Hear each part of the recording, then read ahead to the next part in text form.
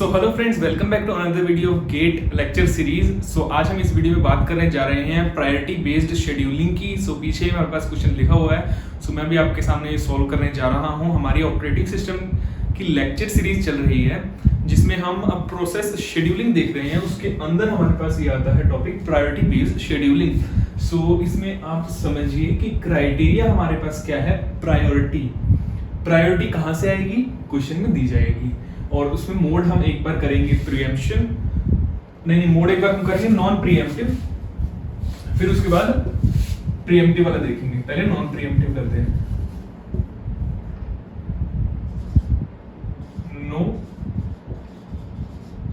Preemption, एक बार आप non pre-emptive वाला सीखे तो आप प्रीएम्पशन वाला भी इजीली कर लोगे। सो अभी हम इसको सोल्व करने जा रहे हैं। डेटा आपको गिवन है, ज्यादातर आपसे एवरेज टर्नअराउंड टाइम, अगर क्वेश्चन 2 मार्क्स का है तो एवरेज वेटिंग टाइम पूछा जाएगा। सो हमें क्या निकालना है, एवरेज टर्नअराउंड टाइम और एवरेज वेटिंग टाइम। ठीक है। सो आपके पास प्रोसेस इतना तो आपके पास पार्ट था ही पहले जो अपने क्वेश्चन सॉल्व किए हैं। अब नया पार्ट क्या है, प्रायोरिटी। अब प्रायोरिटी देखिए, घबराना नहीं है आपको। प्रायोरिटी कुछ नहीं, बस नंबर्स दिए होते हैं और आपको बताया जाएगा कि कौन सी प्रायोरिटी हाई है। प्रायोरिटी का मतलब आपको पता ही है, उसको आपको ज्यादा पहल देनी है जिसकी प्रायोरिटी हाई है।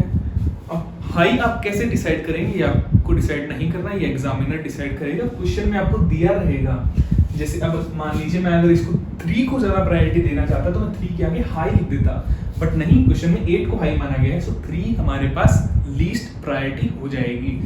सो अगर आपके मन में क्वेश्चन आएगा, अगर सर हमें दिया ही ना गया हो, हम किसको हाई मानेंगे? तो गाइस ऐसा केस बहुत रेयर है, बट फिर भी अगर आपको कभी ना दिया जाए हाई प्रायोरिटी कौन सी है, सो आप 1 को आप हाई प्रायोरिटी मान के चलोगे और 10 को लो प्रायोरिटी मानना है। सो उसके बेसिस पे आप क्वेश्चन सॉल्व करना। वैसे वो क्वेश्चन इनकरेक्ट होता है, बट स्टिल हम जो छोटे नंबर को है उसको हम हाई प्रायोरिटी मानते हैं। अगर हमें हाई नहीं दिया रहता तो हमें सारा डेटा गिवन है, आप इसको इजीली सॉल्व कर सकते हैं। मैं चाहूंगा कि आप वीडियो पॉज करके अपनी नोटबुक में इसको सॉल्व करें, क्योंकि गाइस मैं तो कर ही दूंगा, प्रैक्टिस आपकी जरूरी है। सो आप इसको स्क्रीनशॉट लेके सॉल्व करने की कोशिश करें। सो अभी मैं इसको सॉल्व करने जा रहा हूँ। सो हमें आपको पता है, जैसे हमें सबसे पहले क्या बनाना होता है, गैंट चार्ट मैंने बना लिया है। सो ये हमारा टाइम t = 0 पे शुरू होता है। इसमें भी कभी बार क्वेश्चंस आ जाते हैं गैंट चार्ट को t = 2 पे कभी एक बार पेपर में स्टार्ट कर दिया, तो आपको घबराना नहीं है। आपको रेफरेंस 0 ही लेके चलना है। t = 2 करेंगे तो वो आंसर सेम ही आएगा। ऐसा ही एक बार हुआ था गेट में, बट हम इस क्वेश्चन के हिसाब से 0 से हमारी टाइमलाइन स्टार्ट हो रही है। सो 0 पे हमारे पास अराइवल एक प्रोसेस का ही है और एक प्रोसेस ही आ रही है, कोई दूसरी प्रोसेस नहीं है। तो अभी इसमें कोई क्राइटेरिया नहीं लगेगा, सीधा डायरेक्ट प्रोसेस एग्जीक्यूट होगी, प्रोसेस नंबर P1। और इसके बाद हमारे पास ये कितना है, बर्स्ट टाइम नॉन प्रीएम्प्टिव है गाइस। तो ये जो बर्स्ट टाइम है ये पूरा ही इसका एग्जॉस्ट होगा, पूरी प्रोसेस एग्जीक्यूट होके सीपीयू से आउट होगी। सो हमें इसको चलाना पड़ेगा t = 5 तक। ये प्रोसेस एग्जीक्यूट होगी P1 और उसके बाद हमें देखना है t = 5 पे कौन सी प्रोसेस आ रही है। सो आपको दिख रहा है कि ये प्रोसेस नंबर P2 t = 2 पे आ चुकी है, प्रोसेस नंबर P3 t = 5 पे आ चुकी है। 2 प्रोसेस हमारे पास हैं और अब ये दोनों है, इसका कंपैरिजन कैसे होगा, क्राइटेरिया कैसे डिसाइड होगा, इसकी प्रायोरिटी से। सो आपको दिख पा रहा है कि 4 हमारी हाई प्रायोरिटी है। सो हम P3 प्रोसेस को एग्जीक्यूट करेंगे। सो हमारे पास यहाँ पे P3 प्रोसेस आ जाएगी। कितने टाइम तक एग्जीक्यूट होगी, सिर्फ 2 सेकंड तक। सो हमारे पास ये 7 तक एग्जीक्यूट हो गई।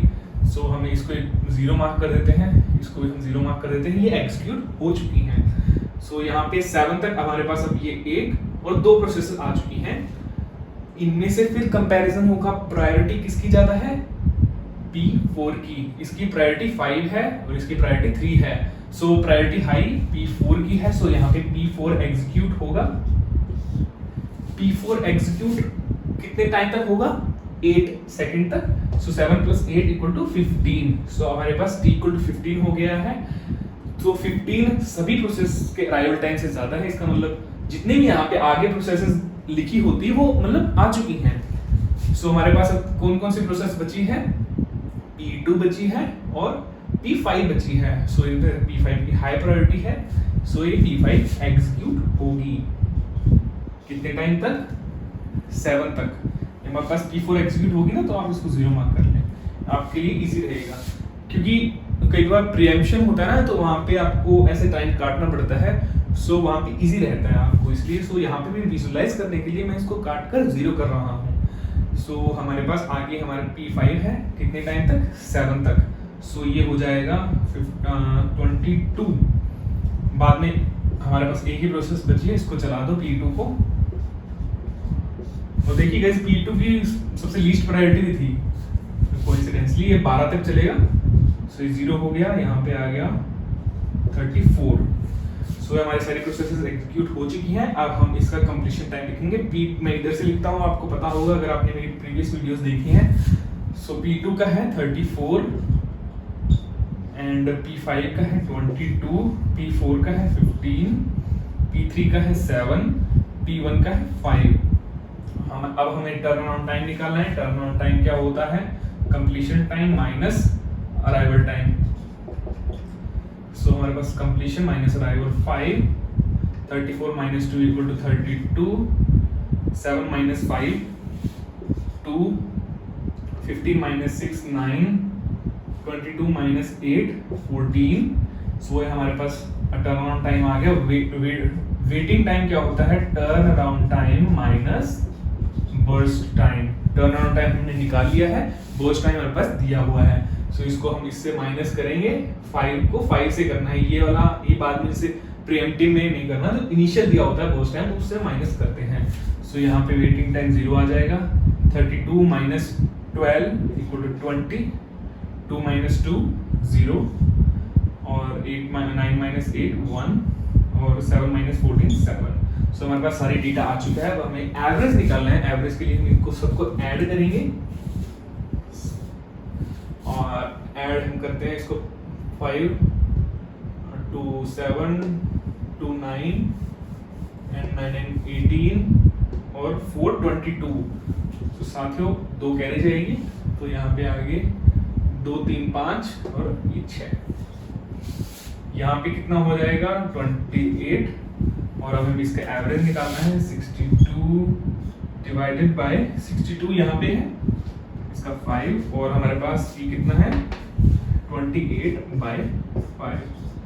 तो हो जाएगा 12.4 और ये हो जाएगा 5.6। सो हमारे पास एवरेज टर्नअराउंड टाइम और वेटिंग टाइम आ चुके हैं। आई होप आपको ये क्वेश्चन समझ आया होगा। अब हम एक और क्वेश्चन करने जा रहे हैं इसी वीडियो में, इसका प्रीएम्प्टिव वर्जन। सो आप इसको नोट डाउन कर लीजिए। सो हेलो गाइज, आपकी स्क्रीन पे ये रहा सेकंड क्वेश्चन। इसमें मैंने डेटा फिल कर दिया है। मैं चाहूंगा कि आप इसको एक बार पॉज करके वीडियो को सॉल्व करें। आपकी प्रैक्टिस बहुत ज़रूरी है इन क्वेश्चंस पे कमांड लाने के लिए।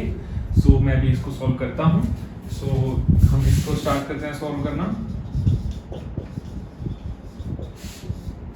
यहाँ पे हम इसकी टाइमलाइन बना लेते हैं और हमें इस बार 1 को हाई प्रायोरिटी मानने को बोला है। सो यहाँ पे इसमें ये प्रीएम्पशन हो जाएगा इस क्वेश्चन में। सो ए को हाई इन्होंने मानने के लिए बोला है और हम इसको नॉर्मली जैसे इससे फर्क कुछ नहीं पड़ेगा, आपको सॉल्व वैसे ही करने से आप पहले कर रहे थे, बस आपको ध्यान रखना है कि प्रीएम्पशन है इसमें। सो हम 0 से स्टार्ट करते हैं। P को 0 पे अराइविंग एक ही प्रोसेस हो रही है। सो कुछ इसमें क्राइटेरिया नहीं लग रहा, डायरेक्ट उसको चला दो। अब चलाना कितने समय तक है ये हम 3 तक नहीं चला सकते क्योंकि इसमें प्रीएम्पशन भी हो रहा है। सो हमें ध्यान रखना पड़ेगा। देखिए यहाँ पे दो पे नई प्रोसेस आ रही है P3, उसकी हाईएस्ट प्रायोरिटी है। सो ऑफ कोर्स ये 2 तक ही चलेगी प्रोसेस P1। सो यहाँ पे इसका बर्स्ट टाइम 1 रह जाएगा। इसके बाद इसकी हाईएस्ट प्रायोरिटी है, सो हमें सोचना ही नहीं है। सो इसको पूरा ही चला देंगे हम। P3 को हम चला देंगे 5 तक। सो ये पूरी एग्जीक्यूट हो जाएगी। अब हमें देखना है 7 पे कौन कौन सी प्रोसेस अराइव हो रही हैं। हमें पता है 7 पे हमारे पास प्रोसेस नंबर P1 पड़ी है पहले से, इसलिए पूरी तरीके से एग्जीक्यूट नहीं हुई थी। इसके साथ ही हमारे पास एक प्रोसेस P2 भी आ चुकी है, प्रोसेस P5 भी आ चुकी है। अब इन तीनों में से कंपैरिजन करेंगे, हाईएस्ट प्रायोरिटी किसकी है? P2 की। सो हम P2 को चलाएंगे, P2 को तब तक चलाएंगे कि आगे कोई और नई प्रोसेस इससे हाई प्रायोरिटी की आ ना जाए। सो हम इसको 3 तक और चलाएंगे, 10 तक, क्योंकि 10 पे आप देख सकते हैं प्रोसेस नंबर P4 आ रही है। सो हम इसको 3 सेकंड तक चला तो इसकी ये 7 रह गया, हमारे पास ये 2 प्रायोरिटी है, 3 से ज्यादा है। सो ये प्रीएम्प्ट हो जाएगी P2 और P4 प्रोसेस एग्जीक्यूट होगी। P4 पूरी ही एग्जीक्यूट होगी क्योंकि इसके बाद और कोई प्रोसेस अराइव नहीं हो रही है। सो ये 27 तक एग्जीक्यूट होगी, पूरी एग्जीक्यूट हो चुकी है। अब फिर हमारे पास 3 प्रोसेस बची हैं, P1, P2 और P5। प्रायोरिटी किसकी ज्यादा है? P2 की ज्यादा है। P2 चलेगी वापस से कितने तक? 7 तक। सो ये हो गया 34, ये पूरी एग्जीक्यूट हो जाएगी। इसके बाद प्रायोरिटी किसकी ज्यादा है? इसकी ज्यादा है, P1 की। फिर P1 चलेगी कितने? 35 तक, ये भी पूरी एग्जीक्यूट होगी। फिर उसके बाद जो लीस्ट प्रायोरिटी बची है हमारे पास P5, वो 9 तक चलेगी। सो ऐसे ही हमारे पास सारी प्रोसेस एग्जीक्यूट हो गई हैं। सो अभी हम इसको, हमें क्या निकालना है? वही हमें एवरेज टर्न अराउंड टाइम और एवरेज वेटिंग टाइम निकालना है। सो अभी हम इसका कंप्लीशन टाइम लिख लेते हैं। कंप्लीशन टाइम P5 का क्या है? 44, P1 का क्या है? 35, P2 का क्या है? 34, P4 का 27, P2 का 10 नहीं है, P2 का तो हमारे पास हो गया। इसका P3 है, हमारे P3 का है 7। सो हम इसका टर्न अराउंड टाइम निकाल लेते हैं, फॉर्मूला आपके पास ऊपर गिवन है। सो इसका 35 आ गया, इसका 29 आ गया, इसका 5 आ गया, इसका 17 और 44 माइनस 7 कितना आ गया? 37। सो हमारे पास ये टर्न अराउंड टाइम निकल चुका है। इसको हम ऐड बाद में कर लेंगे। अभी हम वेटिंग टाइम निकालते हैं। वेटिंग टाइम आपके पास क्या होता है? Turn around time minus burst time. ये गाइस आप फॉर्मूले याद रखें, आपको याद हो ही जाएंगे अब जैसे जैसे आप कुछ प्रैक्टिस करते हो। बट अभी के लिए आपको एक फॉर्मूला आप लिख लेना अपनी कॉपी में साइड में ऊपर, छोटा सा किसी जगह पे। और अभी हम इस फॉर्मूला यूज करेंगे। टर्न अराउंड टाइम कितना है? 35। बर्स्ट टाइम आपको ये बीच वाले नहीं लेने हैं। ये जैसे मान लीजिए अब जल्दबाजी में क्वेश्चन में क्या कर रहे हो भाई, 29 - 7 = 22 कर दिया, ऐसे नहीं, ऐसे गलत हो जाएगा भाई। इसका 29 - 10 = 19 ये आएगा। भाई गलतियां होती हैं आपसे साथियों, जैसे आप एग्जाम में होते हो ना, वहाँ क्या होता है, आपका टाइम लिमिटेड होता है, आप इतने रिलैक्स मूड में नहीं होते, आप थोड़ा अपना आउटपुट दे रहे होते, बेस्ट दे रहे होते, उसमें गलती होने के चांसेस ना हो, इसलिए हम पहले से ही इतनी प्रैक्टिस करके चलें। अदरवाइज गलती होना तय है, आपकी गेट स्कोर नीचे जाएगा। उसी को हम बचाने के लिए पहले से ही अगर प्रैक्टिस करेंगे तो ऐसा नहीं होगा।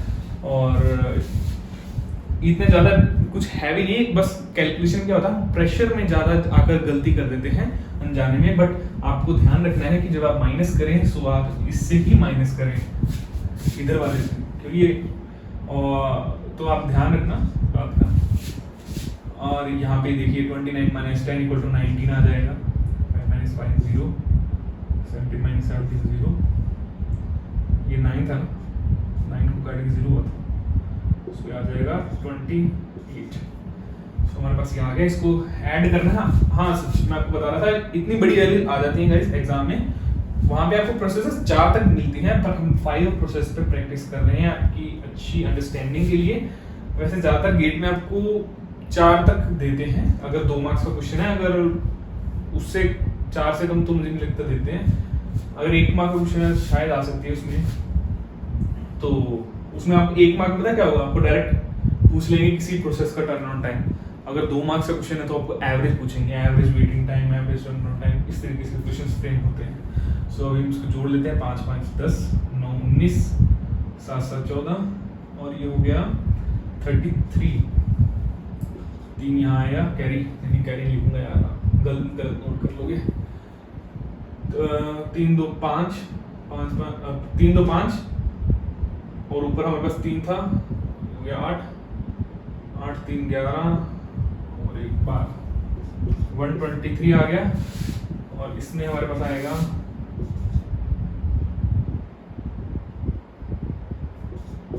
79।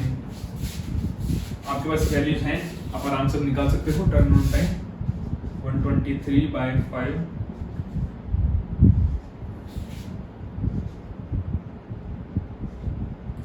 हमारे पास कितना है ये 79 है।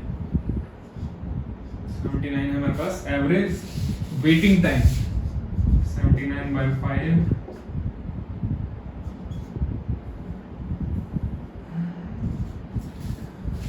तो ये रहे गाइस, आपके सामने आंसर आ चुका है। आई होप आपको समझ आया होगा टॉपिक। आपको समझाना ही मेरा टारगेट है, क्योंकि ये तो आपको कहीं भी वीडियो मिल जाएगी, बट आपको कितना समझ आया है, ये आप इस वीडियो से कितना आउटपुट ले रहे हैं, वो आपको बहुत ज़रूरी है। कि आप देखिए, आप टाइम इन्वेस्ट कर रहे हैं मेरी वीडियो में, आपको सीखना पड़ेगा, आपको सीखना ज़रूरी है एग्जाम क्रैक करने के लिए। So I thank you for watching this video. मिलते हैं अगली वीडियो में। अगली वीडियो में highest response ratio next CP scheduling की बात करने जा रहे हैं। Thank you.